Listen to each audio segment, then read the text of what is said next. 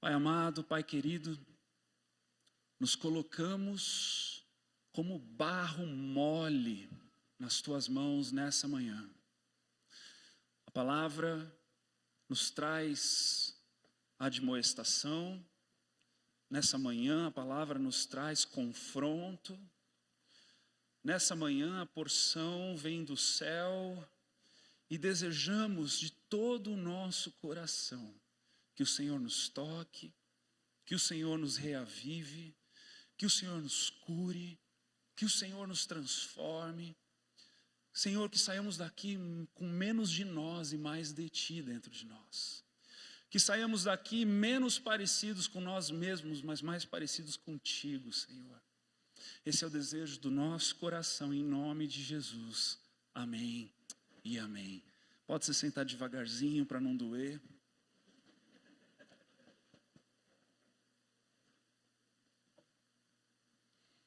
Quero dizer a você que toda mensagem que é pregada aqui desse púlpito, ela é preparada por dias, seja de mim, seja da pastora Ju, pastor Edu, pastora Sheila. Quem tem trazido a mensagem aqui tem sido desafiado a passar dias meditando no texto que você recebe às vezes por 40 minutos. E eu quero dizer para você que antes de chegar aí no teu coração, o coração de quem prepara é moído, é remexido, é revirado, é completamente transformado e tocado pela palavra. Porque a palavra de Deus, ela nunca haverá de ser como uma peixeira na mão de um justiceiro, que tem só um corte e pesada para que ela ataque para frente.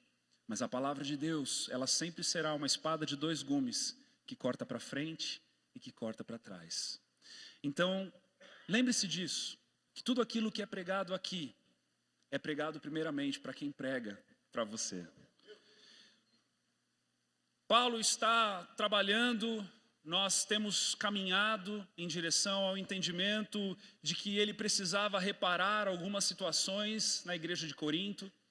Era uma igreja que estava vivendo uma estação altamente orgulhosa, uma igreja onde a filosofia o ambiente da igreja era o berço da filosofia do mundo, um lugar onde a eloquência, a altivez, a forma de falar convencedora, convincente, era o meio pelo qual pessoas ganhavam dinheiro, era o meio pelo qual pessoas convenciam outras, era o meio pelo qual pessoas se tornavam ricas, bem-sucedidas, um ambiente onde se deveria ter uma eloquência para o convencimento, para que então a pessoa se tornasse alguém de relevância naquela sociedade. E nós sabemos, temos trabalhado isso, entendido que a cruz é o caminho da contramão dessa verdade.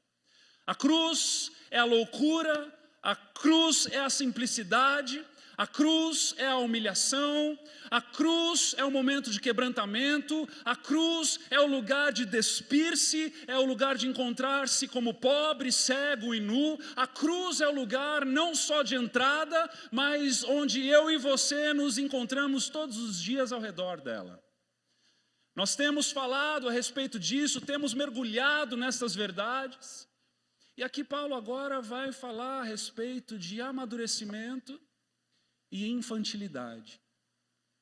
Paulo vai trabalhar mais uma situação onde ele encara os coríntios, para que a igreja de Corinto seja cada vez mais referendada, cada vez mais autenticada pela verdade e pelo que o evangelho é capaz de gerar na vida de todo aquele que nele crê.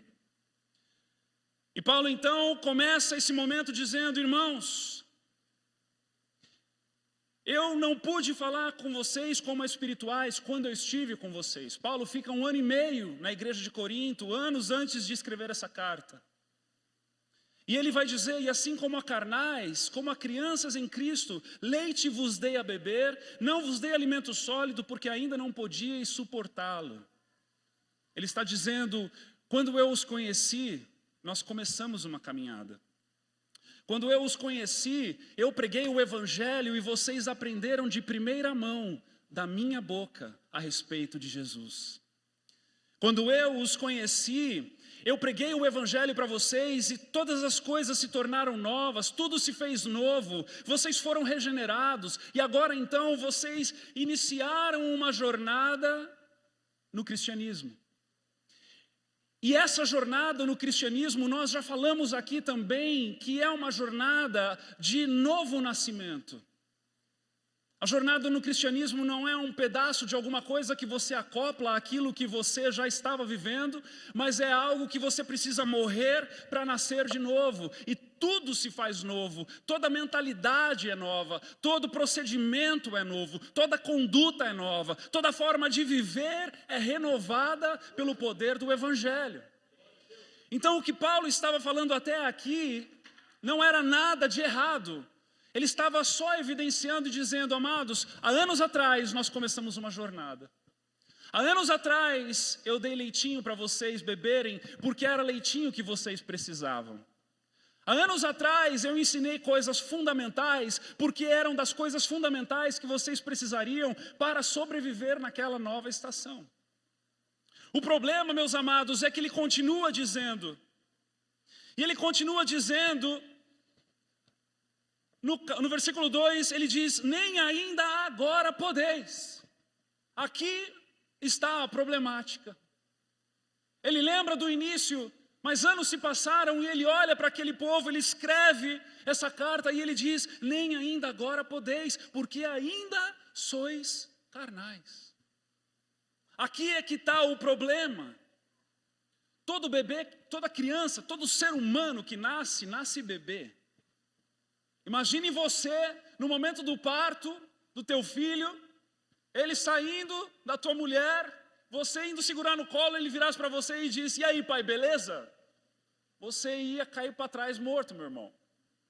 Porque ele ainda não sabe falar, ele ainda não sabe comer, ele ainda não sabe lidar com a vida, ele ainda não sabe de nada. E isso é normal, isso é saudável, esse é o certo.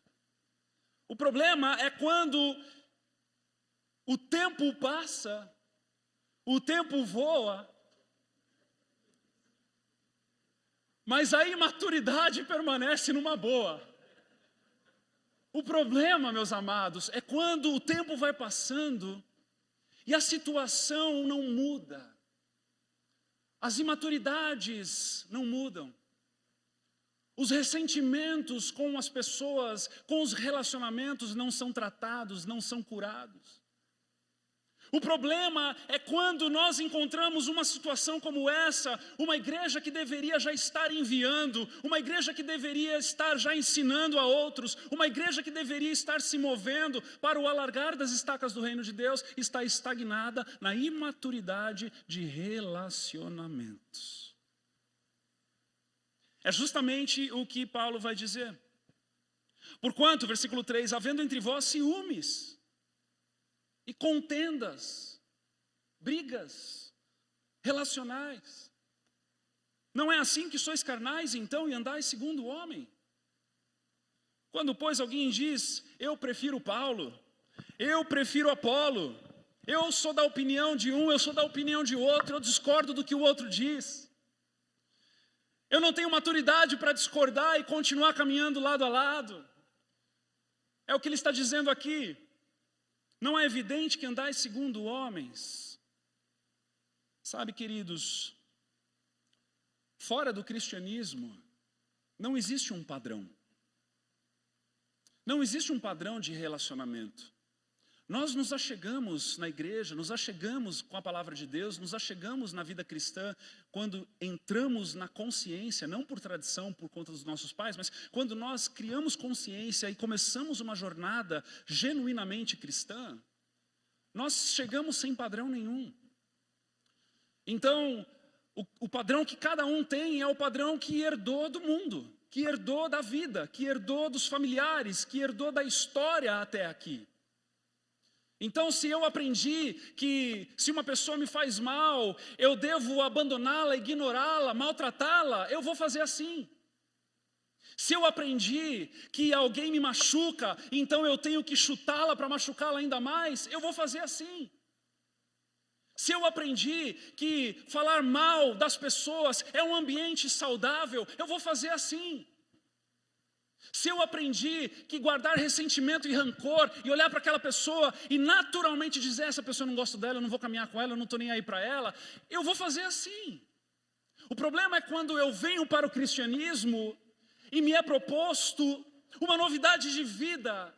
E essa novidade de vida, meus amados, essa é a grande questão. A novidade de vida que nos é proposta é a respeito de alguém que se fez pobre, que se humilhou, que abriu mão da sua glória, que se despiu de toda a sua glória, habitou entre nós homens, não teve motivo algum para ir para o madeiro e foi ainda assim por mim e por você. E só por causa disso eu e você temos vida eterna. Então este é o princípio, este é o início, este é o firme fundamento de todo o começo de relacionamento que eu e você vivemos. E aí essa realidade, se é uma realidade que se passa desapercebido, e a nossa fé é uma fé fraca, é uma fé minguada, é uma fé que ela não está evidenciada na minha convicção da obra de Jesus na cruz, o meu relacionamento interpessoal vai ser tão fraco quanto a minha convicção de fé.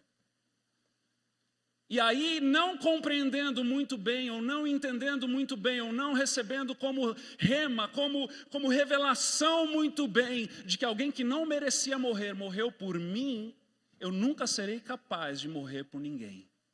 Eu nunca serei capaz de lidar com nenhuma situação, com nenhum problema. Eu facilmente virarei as costas, eu facilmente lidarei como eu lidava antes de conhecer a Jesus como meu resgatador.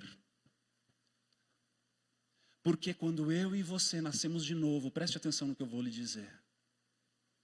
Quando eu e você entendemos que o novo nascimento está fundamentado em alguém que não mereceu padecer tudo o que padeceu, e eu o aceito como meu resgatador, eu automaticamente sou completamente confrontado com o meu modo de lidar com todas as pessoas. Tudo muda. Tudo deveria mudar. É o que Paulo está inconformado escrevendo aos Coríntios. Ele está dizendo, queridos, vocês não estão entendendo, vocês não estão amadurecidos. E sabe o que é confrontador para mim e para você?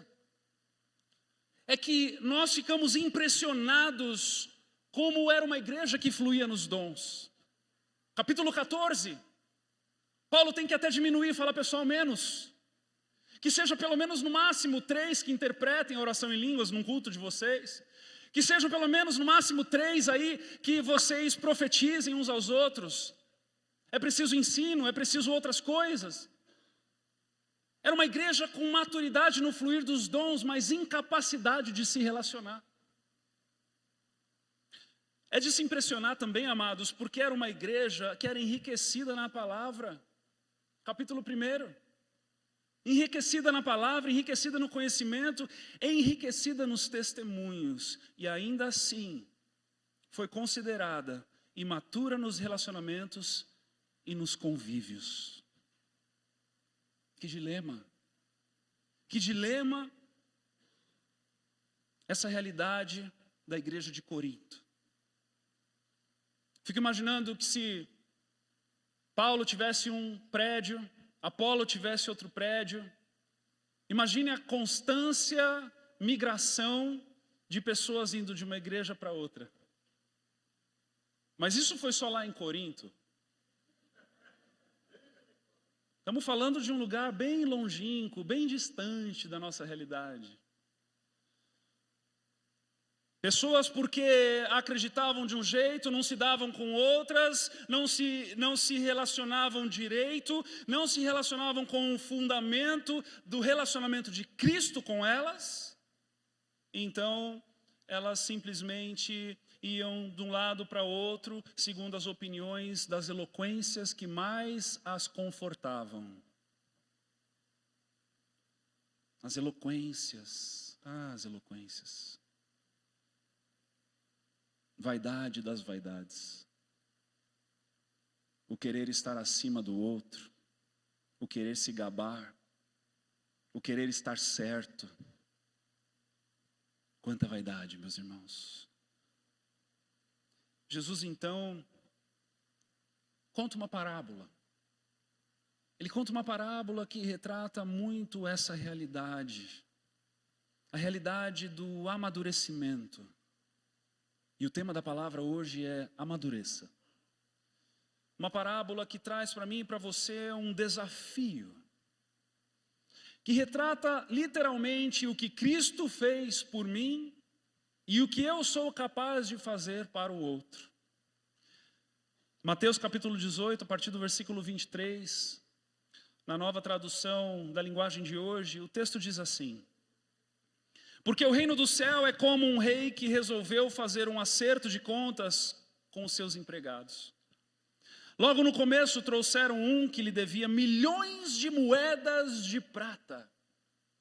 Milhões de moedas de prata, um valor incontável. Assim como eu e você éramos encontrados distantes da realidade de Deus, com uma dívida de pecado impagável. Diga assim comigo: a minha dívida era impagável. Mas o empregado não tinha dinheiro para pagar. O empregado era incapaz de pagar esta dívida. Então, para pagar a dívida, o seu patrão, o rei, ordenou que fossem vendidos como escravos o empregado, a sua esposa, os seus filhos, e que fosse vendido também tudo o que ele possuía. Quando eu e você éramos filhos do pecado, nós estávamos enfadados à segunda morte.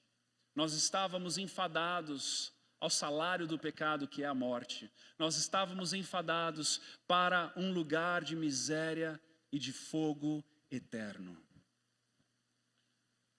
E aqui, então, nessa parábola de Jesus, ele quer trazer a consciência da dívida, a consciência da escravidão como resposta de uma dívida que, para ser paga, mereceria então escravidão da família inteira, de toda uma linhagem.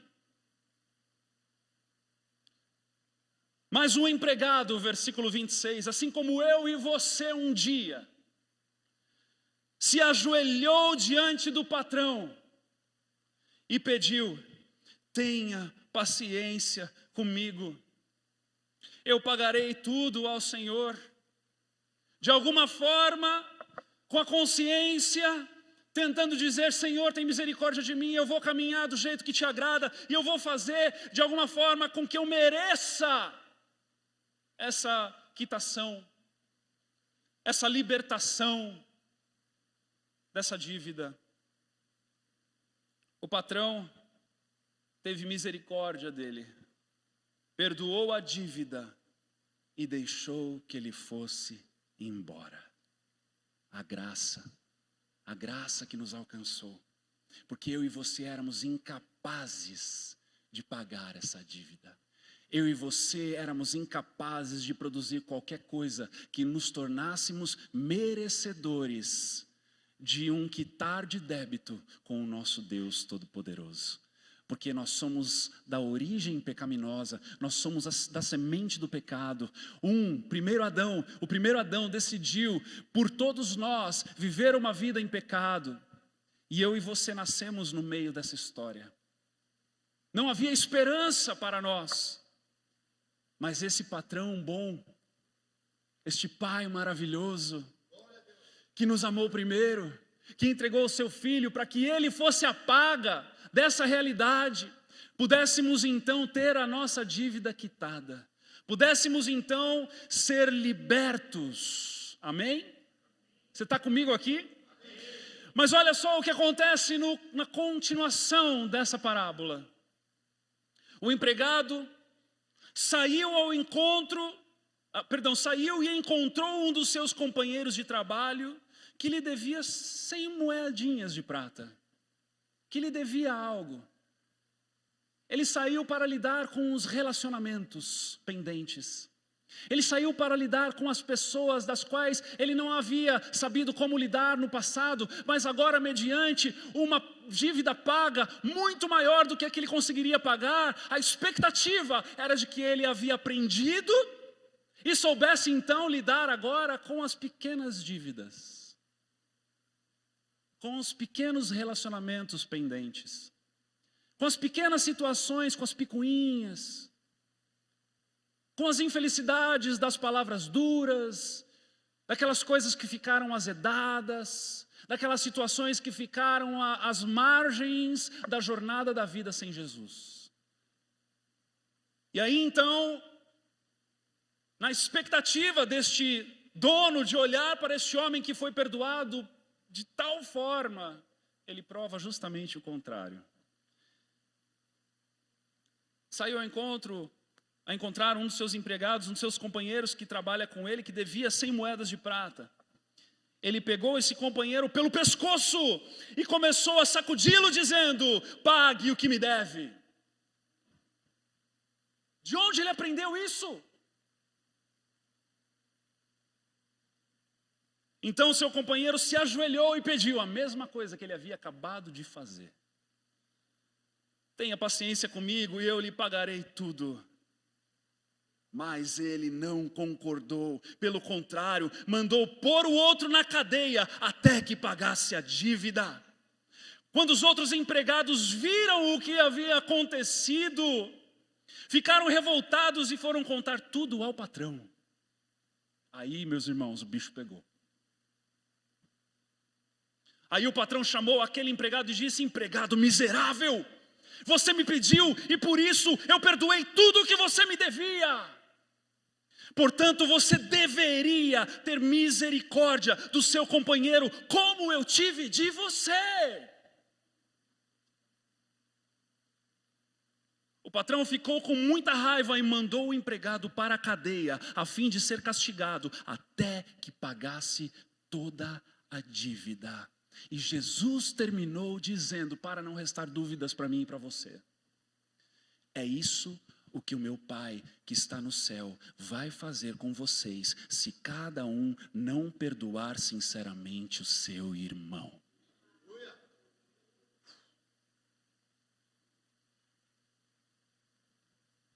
E agora, José e Maria,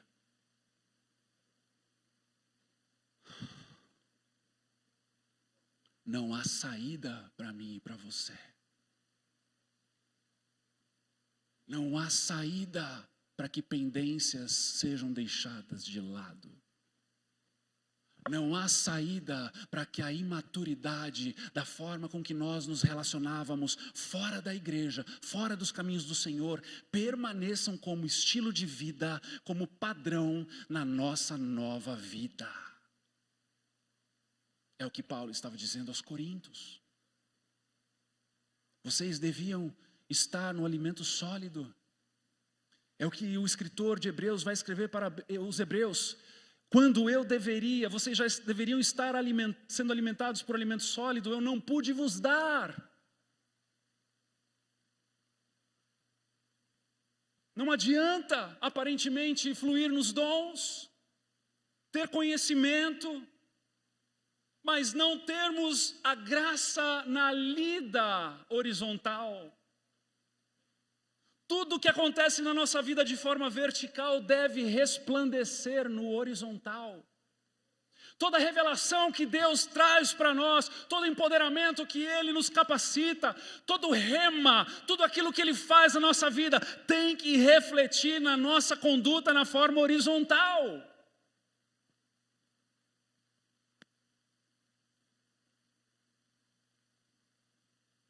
Perdoai as nossas ofensas, assim como perdoamos a quem nos tem ofendido.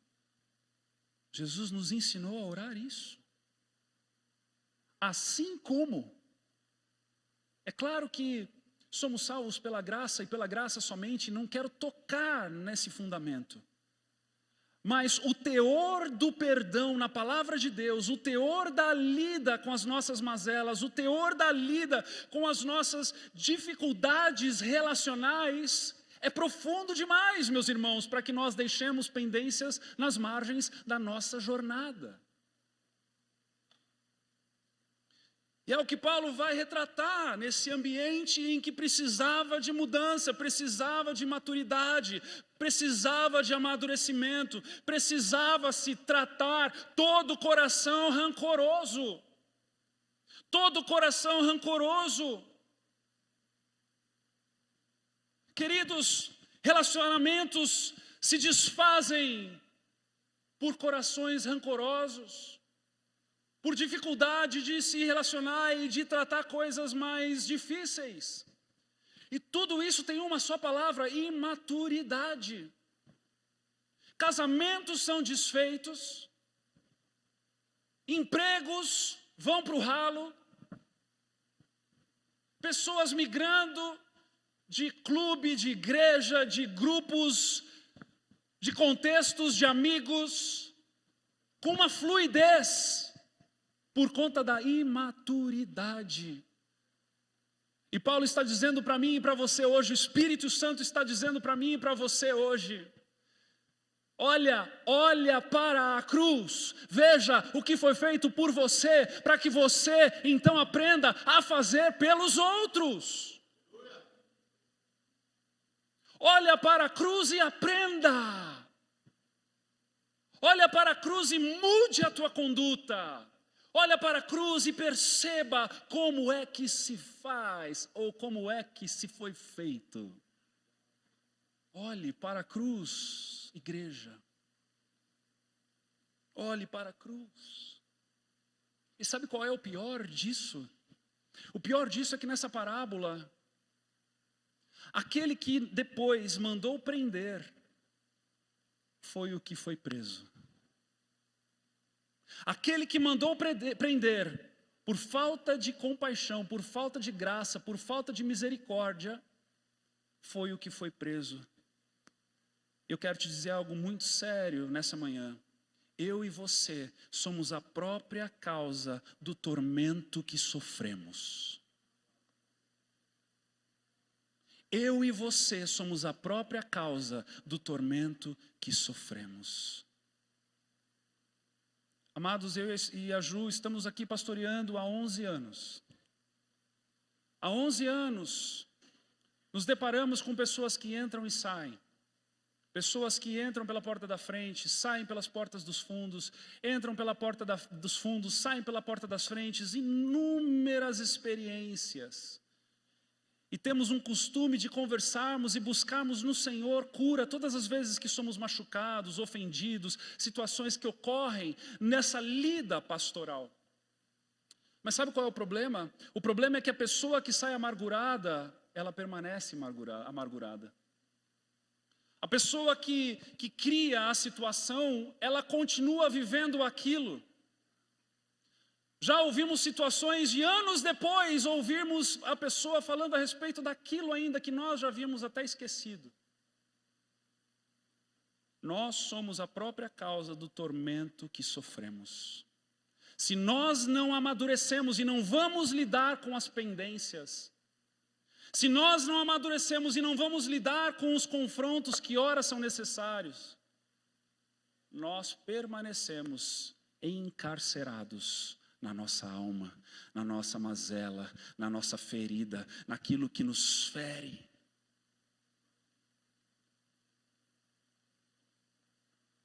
Eu tenho aprendido que geralmente as pessoas mais infelizes que eu conheço são as que menos conseguem perdoar. São as que estão falando sempre a respeito da mesma coisa, do mesmo calo que foi pisado, da mesma situação, passa ano, às vezes passam décadas, e a pessoa só fala daquilo. A pessoa só fala daquilo. A pessoa só fala daquilo. Fica um negócio rixoso, aquela goteira infindável. E aquilo vai amargurando, meus irmãos, aquilo vai apodrecendo, aquilo vai começando a feder, aquilo vai começando a ficar feio, aquilo vai começando a distanciar as pessoas dela, aquilo vai começando a causar morte para ela mesma. E o Senhor está dizendo para mim e para você, é necessário amadurecer. Sabe o que é lindo disso? Hoje, coincidentemente, meio-dia, começa uma nova estação. Eu quero profetizar sobre a tua vida, que vai começar uma nova estação, da tua forma relacional, de como lidar com as coisas. É necessário, meus amados, o amadurecimento. É necessário nós libertarmos estes que ainda nós escravizamos. Sabe, esse homem estava querendo manter alguém devedor para ele. Esse homem estava querendo ainda ter alguém para reclamar. Ele estava querendo manter alguém com quem ele podia ainda cobrar e dizer, paga o que me deve, paga o que me deve. Eu vou carregar um escravo comigo. Eu vou carregar uma pessoa que tem uma pendência comigo até o meu último dia, porque de alguma forma isso afaga a minha alma doentia. De alguma forma isso me traz um ânimo no ego, e eu vou então alimentar aqueles que fizeram mal para mim, para que eu sempre tenha uma ferida para cutucar e ficar mexendo naquilo até o último dia da minha vida. E o Senhor quer te libertar disso nessa manhã. O Senhor quer mudar a tua história nessa manhã. O Senhor quer mudar a tua estação nessa manhã. Ele não quer que você viva mais assim, porque Ele pagou o preço que você não merecia, para te ensinar como fazer, para te ensinar como lidar, para te ensinar a ser leve, para te ensinar a ser livre. Se Cristo nos libertou, verdadeiramente somos livres. Só que às vezes a gente não quer, a gente prefere alimentar aquela alma doentia que ainda não foi despida na cruz do Calvário. E hoje o Senhor quer despir a tua alma na cruz do Calvário. Hoje o Senhor quer te deflagrar para você mesmo. Hoje o Senhor quer te colocar um espelho na tua frente para que você veja somente você e mais ninguém, para que você libere os teus escravos, para que você viva livre e para que você amadureça.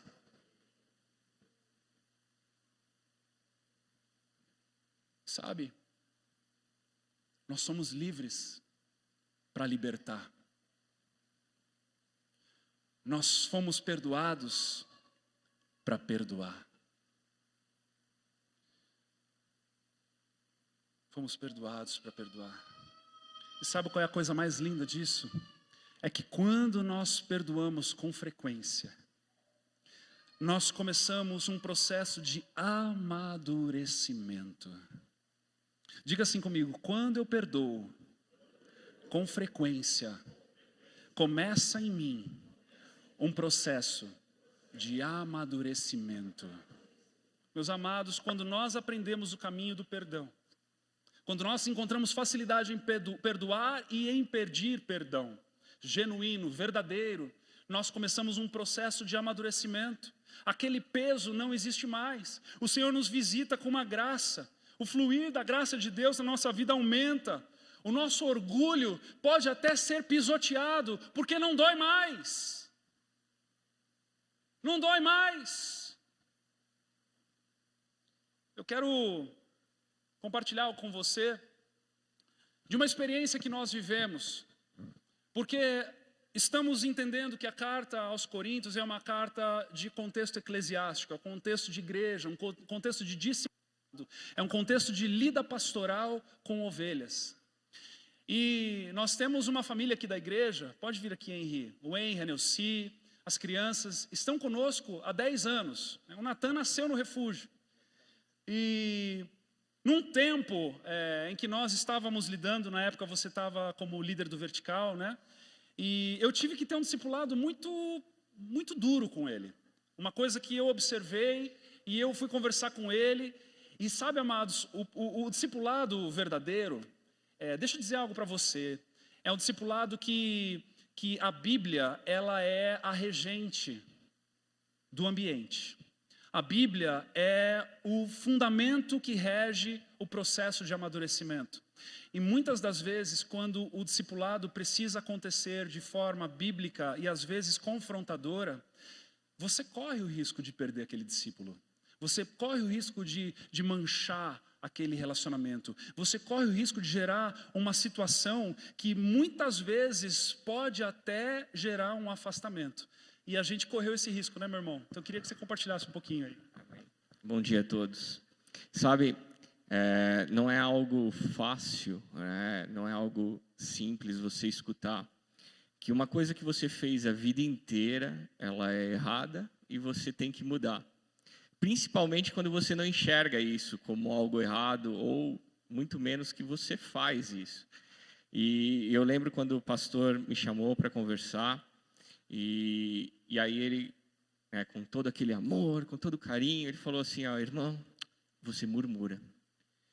Minha reação instantânea foi, não, cara, nunca fiz isso. Ele, não, você reclama, você murmura, você tem feito isso bastante.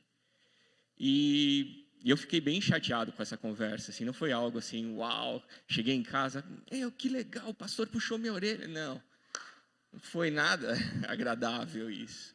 E por um bom tempo eu fiquei, eu não faço isso. E refletindo com o tempo, eu comecei a ver, eu acho que o pastor foi meio exagerado. Eu faço, mas não é tanto assim.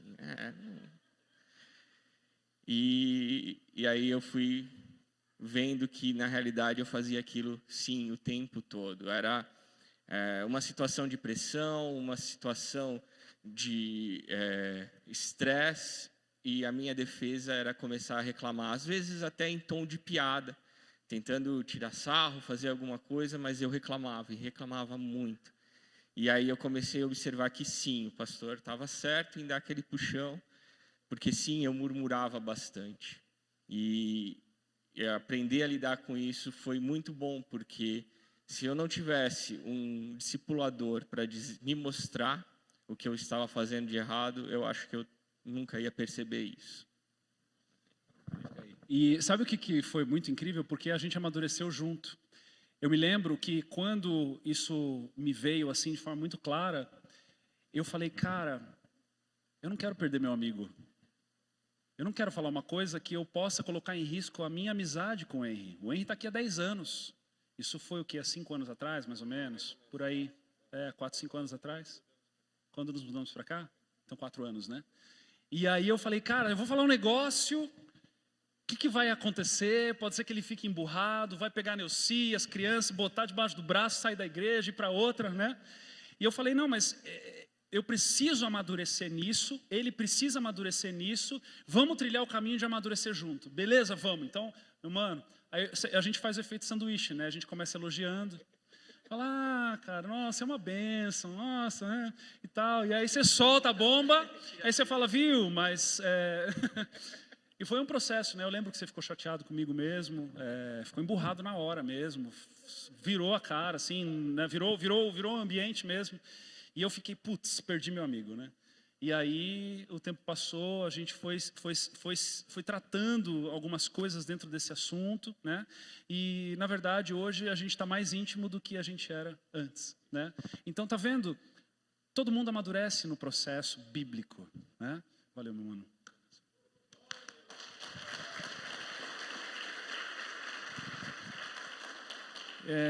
Sabe, a gente decidiu tentar todo domingo trazer um testemunho de algo relacionado ao discipulado.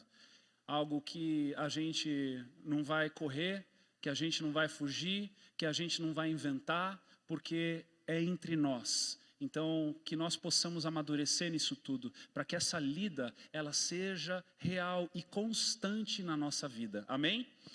Então, sabe, queridos, nós somos livres para libertar.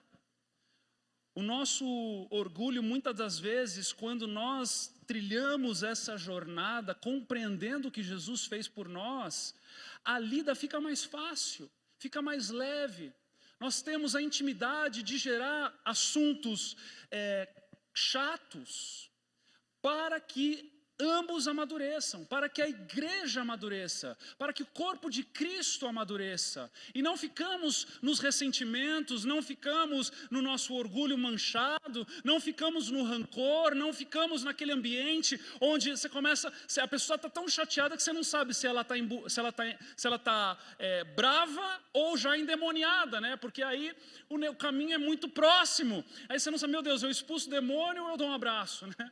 E aí é aquela situação, mas por quê? Porque muitas das vezes o nosso orgulho é manchado e a gente opta pelo orgulho ao invés da transformação. E o Senhor está nos convidando para vivermos uma vida de transformação. O Senhor está nos convidando para um lugar de amadurecimento. Paulo está dizendo, não adianta fluir nos dons, não adianta ter conhecimento da palavra, não adianta ter testemunhos, mas se vocês são melindrosos na lida uns com os outros. Não adianta. Não adianta. É um desafio. É um desafio que o Senhor está nos convidando. E para finalizar, eu quero ler um outro texto, porque nós, primeiro, nessa manhã estamos entendendo que nós somos livres para libertar, amém? Você entende isso? Amém? Nós vamos orar por você nessa manhã, em nome de Jesus. Mas em segundo lugar, nós precisamos entender que nós não podemos tomar de volta aquilo que nós já libertamos. Eu estava no meu devocional nessa semana e eu passei por Jeremias capítulo 34. E no momento onde Jeremias é convidado a trazer uma realidade muito constrangedora, como todas as outras que ele traz, né? Jeremias é um dos profetas mais maltratados, mais preso, surrado e tudo mais que poderia acontecer com um homem que quer buscar falar a verdade. E num determinado momento, no processo de ir ao cativeiro babilônico, uma situação acontece e ele vai confrontar. E olha só, está lá no capítulo 34, a partir do versículo 9. Cada um devia pôr em liberdade os seus escravos hebreus, tanto homens como mulheres, para que assim nenhum hebreu tivesse como escravo uma pessoa da sua raça. O hebreu, ele tornava o outro hebreu escravo por conta geralmente de uma dívida impagável, muito parecido com a parábola que Jesus conta. Uma dívida que não se podia pagar com dinheiro, com recurso, então ele se oferecia, ou ele oferecia um dos seus familiares como escravo por um período para que essa dívida fosse quitada. Dívida. E todo o povo e as autoridades concordaram em libertar os seus escravos, prometendo nunca mais escravizá-los. E aqui havia uma cultura, no ano Shemitah, o 7º ano, todo escravo hebreu era liberto, e aquele ambiente então era zerado. Diga, zerado. Diga mais uma vez, zerado. Glória a Deus. É isso aí que a gente vai trabalhar daqui a pouco. Vamos zerar tudo em nome de Jesus. Mas depois mudaram de ideia. E os fizeram voltar e os obrigaram a se tornarem escravos de novo. Então o Senhor, o Deus de Israel, me mandou dizer ao povo, vai lá o profeta falar, né? Quando tirei do Egito os antepassados de vocês e os livrei da escravidão, fiz uma aliança com eles. Eu disse que de 7 em 7 anos deviam libertar qualquer patrício hebreu que eles tivessem comprado e que tivesse sido escravo deles durante 6 anos. Mas os seus antepassados não me deram atenção nem me obedeceram. Porém, alguns dias atrás, vocês mudaram de ideia e fizeram o que me agrada. Todos concordaram em libertar os seus patrícios hebreus e fizeram um acordo na minha presença, no templo construído em honra do meu nome. Mas depois, vocês novamente mudaram de ideia e profanaram o meu nome. Só uma pausa aqui.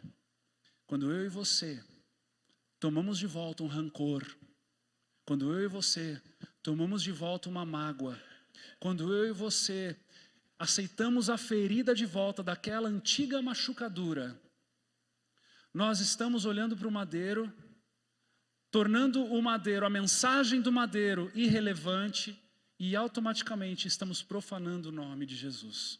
Como que se estivéssemos dizendo, o que Jesus me ensinou não me serve. Não me serve. Todos concordaram em libertar os seus patrícios hebreus e fizeram um acordo com a minha presença no templo construído em meu nome. Mas depois vocês novamente mudaram de ideia e profanaram o meu nome. Todos vocês fizeram voltar os escravos que haviam sido libertados e os obrigaram a ser escravos de novo. Por isso, eu, o Senhor, vou dar liberdade a vocês. Opa, vai dar liberdade. Liberdade de morrer na guerra e de morrer doente e com fome. Farei com que seja um espetáculo horrível para todas as nações da terra. Sou eu, o Senhor, quem está falando. Mais um lugar na palavra de Deus onde nós aprendemos esse princípio e encontramos a seriedade de como o Senhor lida com aqueles que não sabem o que é libertar alguém. O apelo nessa manhã é um só. Liberte aqueles que você ainda escraviza. Liberte aqueles que você ainda guarda no rancor do seu coração. Ah, pastor, mas fizeram muito mal para mim. Muito menos do que você fez para não merecer a eternidade.